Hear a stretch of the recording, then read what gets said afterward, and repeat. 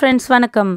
மழை நேரத்தில் பசங்க ஈவினிங் வந்தாலே ஏதாவது ஸ்நாக் கேட்டுடுறாங்க. சரி நம்மளும் ஏதாவது செய்வோமே அப்படின்னு போய் பார்த்தா ஒன்றுமே இல்லை. ஸோ அதனால் ஒரு கப் அளவுக்கு பச்சரிசி, அரை கப் அளவுக்கு புழுங்கலரிசி, கூடவே 1/4 கப் அளவுக்கு உளுந்தும் சேர்த்து நல்லா கழுவி ஊற வச்சாச்சு. ஊறினதை மிக்ஸி ஜாரில் எடுத்து சேர்த்துட்டு அது கூட ஒரு கப் அளவுக்கு வெல்லம், கொஞ்சம் ஒரு 4 ஏலக்காய் போட்டு நல்லா அரைச்சி தோசை மாவு பார்த்துக்கு எடுத்தாச்சு. மிச்சம் இருக்கிற அரிசியும் திரும்பவும் மிக்ஸி ஜாரில் சேர்த்துட்டு அது கூடவே ஒரு கைப்பிடி அளவுக்கு வெல்லமும் சேர்த்து அரைச்சிட்டு வந்து நல்லா உப்பு போட்டு கலந்து வச்சாச்சு. உப்பு ரொம்ப கம்மியாகவே சேர்த்துக்கோங்க. ஸோ அதுக்கப்புறம் நம்ம எண்ணெய் காய வச்சாச்சு. எண்ணெய் காஞ்சதுக்கப்புறமா அதில் நீங்கள் கொஞ்சமாக ஆப்ப சோடா போட்டு நல்லா கலந்துட்டு உடனே நீங்கள் அப்பத்தை சுட ஆரம்பிச்சிடலாம்.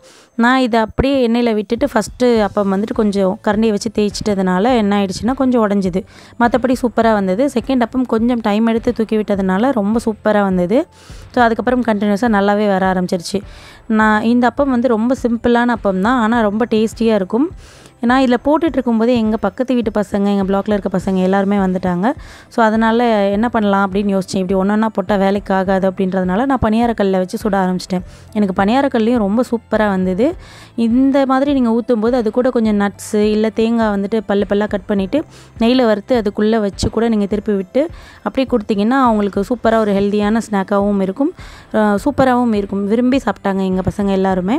ஸோ நீங்களும் கண்டிப்பாக ட்ரை பண்ணி பாருங்கள். இதே மாதிரியான ஸ்நாக் ரெசிபிகள் நம்ம சேனலில் இன்னும் நிறைய அப்லோட் பண்ண இருக்கிறேன். வேணுன்றவங்க செக் பண்ணி பாருங்கள்.